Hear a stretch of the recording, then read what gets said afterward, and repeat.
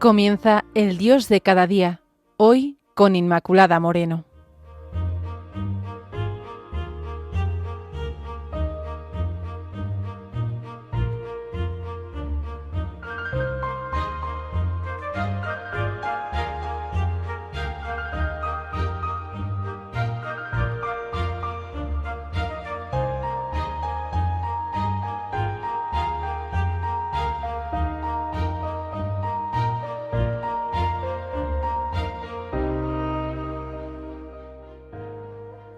Queridos amigos, el Señor tiene un proyecto para ti, si tú quieres y le dejas entrar en tu vida. ¿Y cuál es ese proyecto? Que seas feliz. Y no por un momento puntual, sino para siempre, siempre, siempre. Y no además para una felicidad a medias, sino plena. Este es el proyecto de amor que Dios tiene con el ser humano cuando le creó. Dios Padre, Hijo y Espíritu Santo, Trinidad Santa, amor y relación intradivinas, sin necesitar de nadie, deciden dar vida y vida abundante, expresando su amor en la creación del hombre y de la mujer, hechos a su imagen, a imagen de Dios. Pero el amor es libre, por eso nos ha hecho libres. Y esa libertad conlleva la opción de optar por amar a la otra persona o no, así el hombre y la mujer, tal como aparece en el relato del Génesis, en el capítulo 3, rechazan a Dios y se fían del intruso, de la serpiente, del maligno, y desobedecen y se apartan de quien les ha creado. Entrando de esta manera el sufrimiento, el mal y el pecado en el mundo. Pero ya, incluso desde ese momento, les anuncia la salvación, como vemos en el versículo 15 del capítulo 3 del libro del Génesis. Porque pondré enemistad entre ti y la mujer, entre tu linaje y el suyo. Él te herirá en la cabeza, pero tú solo herirás su talón.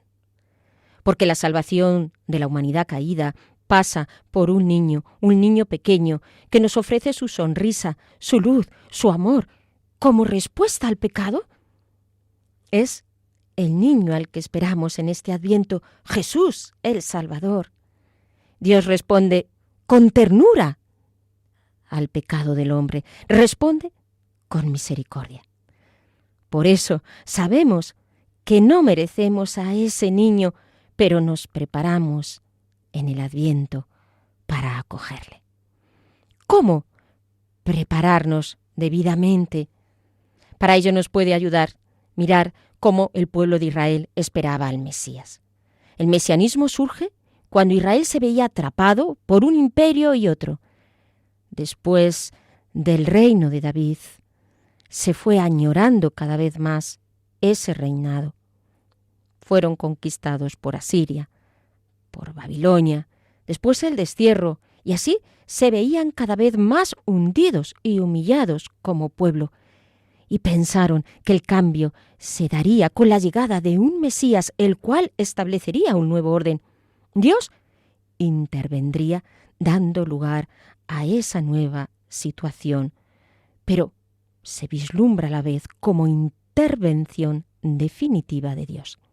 El Mesías sería un mediador entre Dios y su pueblo, y así comienzan las esperanzas mesiánicas. De esta manera, los distintos grupos sociales en la época de Jesús, antes de su nacimiento, se establecían en este aspecto con una forma diferente de interpretar este mesianismo. Los saduceos, descendientes del sumo sacerdote Sadoc, miembros de la clase alta de la sociedad judía de esa época, se sometían al poder extranjero, adoptaban sus modas, su cultura, tenían cargos públicos importantes. El sumo sacerdote era miembro de este grupo. Negaban la inmortalidad del alma y la resurrección, la existencia de los ángeles, y es muy posible que este grupo esperara a un Mesías sacerdote apegado al poder. Quizá nosotros en nuestro corazón tengamos unas expectativas así. A lo mejor de primeras decimos, no, nosotros no. Pero si revisamos el corazón, quizá pensemos que el niño viene a quitar a los poderosos de este mundo, a los gobernantes de la tierra que tienen en sus manos el poder, lo manejan a su antojo. O quizá también en nuestro corazón tenemos esa tendencia a dominar a los demás, a imponernos. ¿Y no será que tenemos que rendir eso para prepararnos en este Adviento a nuestro Señor? Junto a este grupo, el de los saduceos, estaba también el grupo de los fariseos. Estos nacieron en el periodo de la cautividad, aunque algunos sitúan su origen durante la dominación persa. En todo caso, los fariseos lograron que sus interpretaciones en relación a la ley fueran aceptadas por la mayoría de los judíos.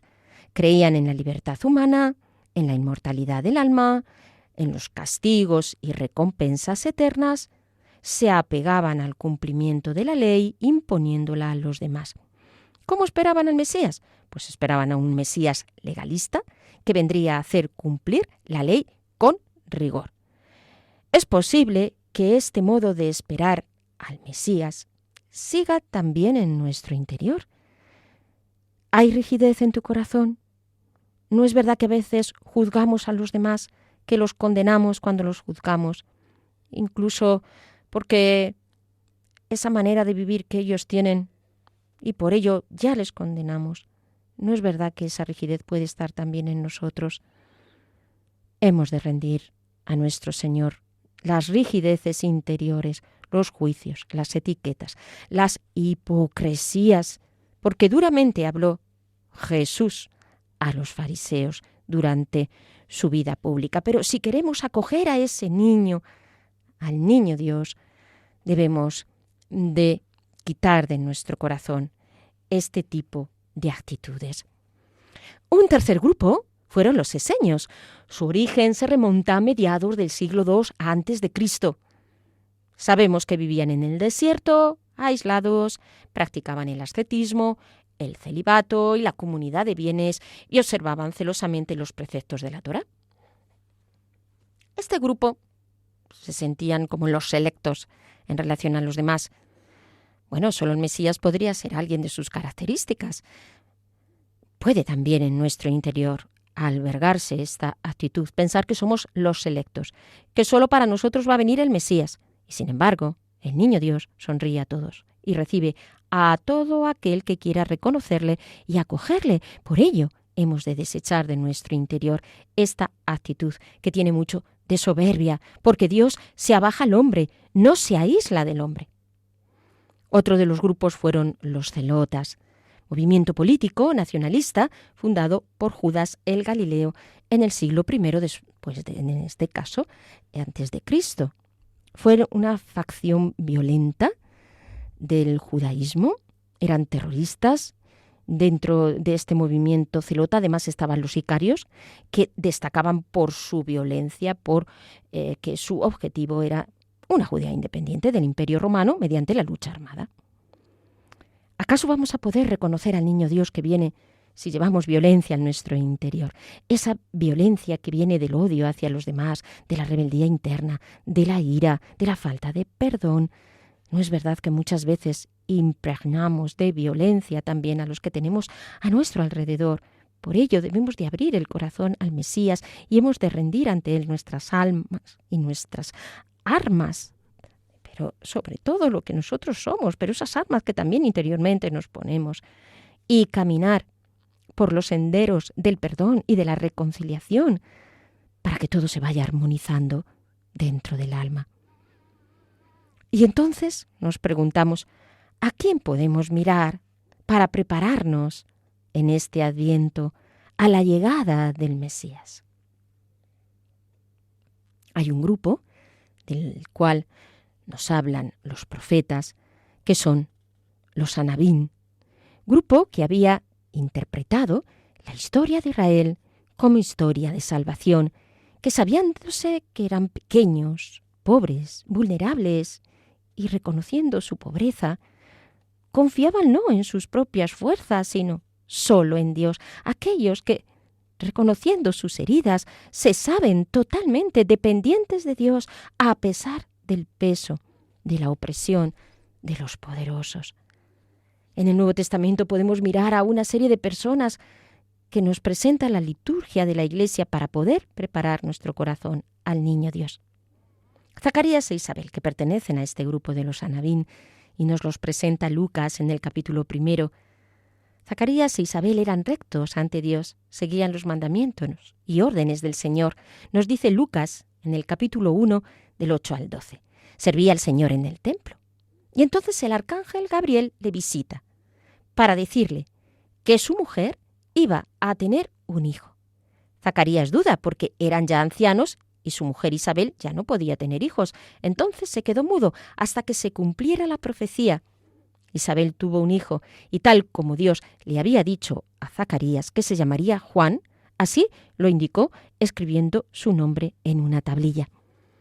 La mudez fue una purificación del Señor, pero debía de estar tan contento porque iba a darle Dios un hijo, y un hijo tan extraordinario, de quien dijo Jesús que después de él no habría otro más grande, que no había otro más grande nacido de mujer. Creo que le importaría poco la mudez. Tan contento estaba con ese regalo del hijo.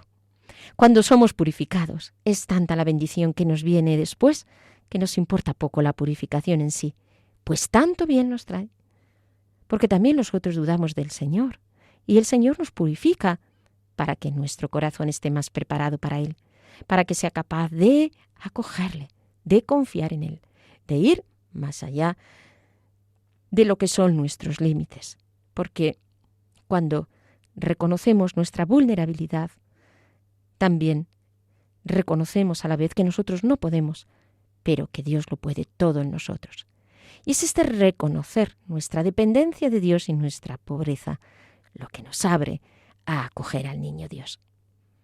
Isabel, por su parte, nos dice que, como era mayor, sintió vergüenza de verse embarazada, nos dice Lucas, pero tuvo nada menos que la visita de María en su casa. Es una escena entrañable, la de la visitación, que tantas veces hemos contemplado cuando vemos a María, una mujer joven, de unos 15 años, adolescente aún, frente a Isabel, una mujer mayor. Fue tanta la alegría de Isabel al ver a María, bendita tú entre las mujeres, y bendito sea el fruto de tu vientre, reconociendo de esta forma su maternidad como Madre de Dios. Los niños, entonces, saltan en el seno de las madres, de alegría. E Isabel sigue diciendo a María, dichosa tú, porque has creído, porque se cumplirá lo que el Señor te ha prometido. ¡Qué bella escena! Isabel sí reconoce al Mesías en María, porque ha visto la obra de Dios en ella y sabe reconocer la obra de Dios en otros, en este caso en María. Sepamos reconocer la obra de Dios en otros, sus dones y carismas, los que Dios ha querido otorgarle. Alegrémonos de ello, gocemos con lo que Dios hace en los demás, porque también sabemos reconocer lo que hace en nosotros con sencillez, con alegría, como lo hace Isabel. Porque María no tuvo pereza para salir de sí e ir a visitar a su prima, y lo hizo feliz, a pesar de las dificultades del camino y de su estado. Porque servir es amar, y pesa más el amor que todas las dificultades del servicio.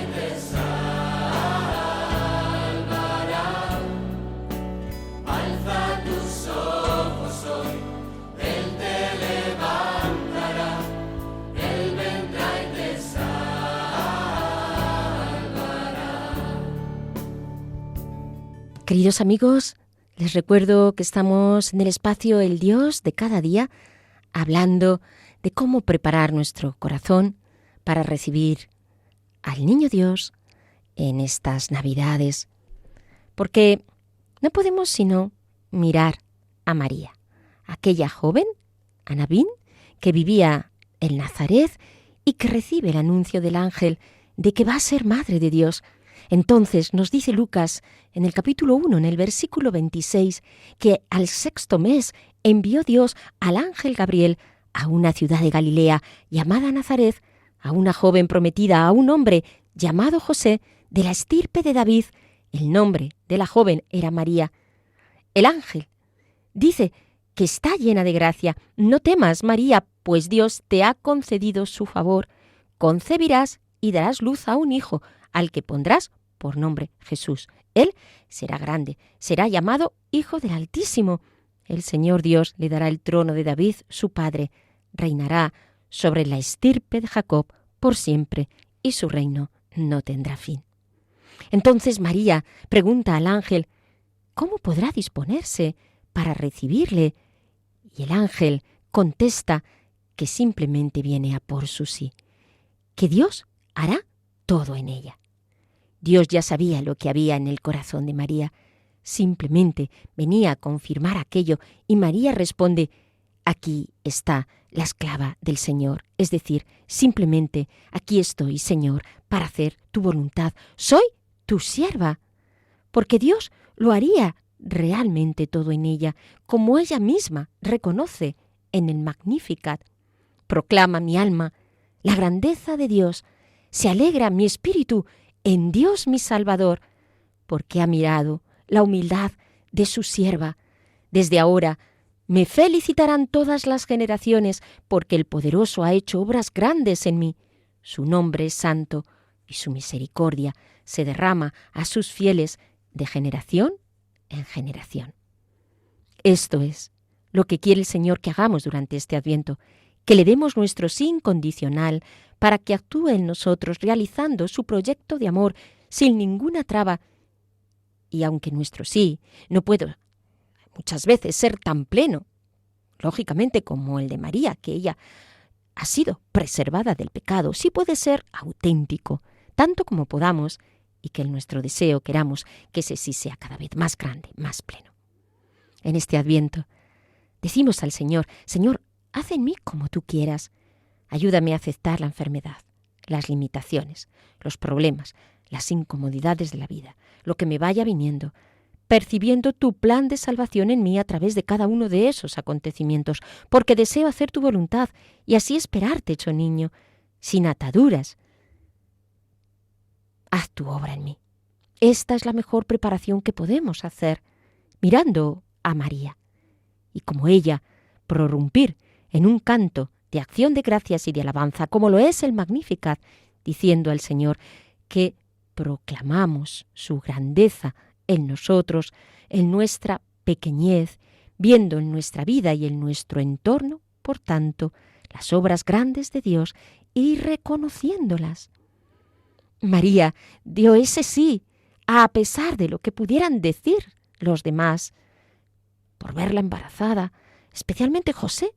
Pero es que realmente Dios se encargó de todo, de preparar a José para que recibiera a María y protegiera a Jesús, de cuidar a ambos, aunque tuvieron que ir hasta Jerusalén para hacer el censo cuando María estaba ya muy avanzada en su estado de gestación. Siempre fiándose, porque tenemos también otro icono al que mirar en este Adviento, que es José, un hombre justo, que supo acoger la misión que Dios le daba.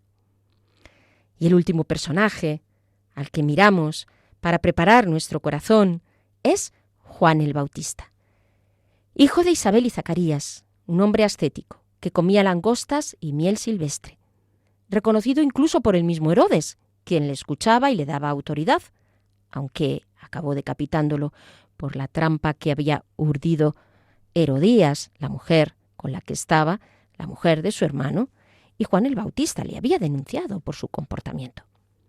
Pero Juan tenía fama y podía haber defendido su fama frente a Jesús. Pero no fue así. Lo tenía muy claro.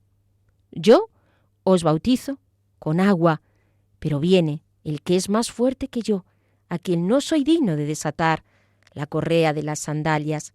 Él os bautizará con Espíritu Santo. Juan señala al Mesías, le prepara el camino una y otra vez. Dice que él no es el Mesías. Cuando está predicando y le siguen sus discípulos, me refiero a los discípulos de Juan, al ver a Jesús no dudan en decir, Él es el Cordero a quien yo no soy digno de desatarle la correa de las sandalias. Juan apunta al Mesías, a quien reconoce perfectamente, porque es humilde. Y la humildad nos hace caminar en verdad y reconocer la verdad. Desapareció poco después de empezar Jesús su predicación, porque ya había cumplido su misión, la de predicar al Mesías. Quería desaparecer para que nada nublara a Jesús. Y así fue, como murió decapitado. Hagamos nosotros como Juan, desaparezcamos todo lo que podamos, apuntemos siempre al Mesías, en humildad, para que todos le reconozcan a Él. No generemos dependencias a aquellos que tenemos alrededor, sino que siempre y en todo llevemos a las personas a Jesús. Pidamos al Señor especialmente para este Adviento la humildad. Por eso, si destaca una actitud en este grupo de los Anabín, es la de la esperanza humilde. Significa humilde porque en ese deseo que tenemos de que Jesús se haga presente entre nosotros, sabemos en ese deseo que no le merecemos. Por eso le decimos, Señor, yo deseo que vengas con todo mi corazón, con toda mi alma, pero sé que no te merezco. Por eso, en este Adviento, gritamos, Maranatá, ven Señor Jesús, ven a nuestra historia, ven Señor Jesús a mi día a día en cada instante, en lo grande y en lo pequeño, en lo ordinario y en lo extraordinario, para que pueda reconocerte en el que sufre, en el afligido, en el pobre, en el preso. Ven Señor Jesús en esa venida última, en la parusía, para recapitularlo todo. Y ven, Señor Jesús, esta Navidad, que pueda vivir este Adviento, no como un tiempo más, sino que cale en mí, para que llegue hasta lo más hondo y pueda reconocerte en el pesebre de mi alma, que quiere prepararse para tu venida. Porque, amigo, el plan de Dios no se ha frustrado, al contrario. Dios ha dado un mayor brillo a la creación y el plan de Dios no se frustrará en ti si reconoces en el niño Dios, tu Salvador. Me despido así, queridos amigos, de todos ustedes con este grito, Maranatá, ven Señor Jesús. Ya saben, pueden establecer contacto a través del correo eldiosdecadadía36@radiomaria.es. Hasta el próximo programa.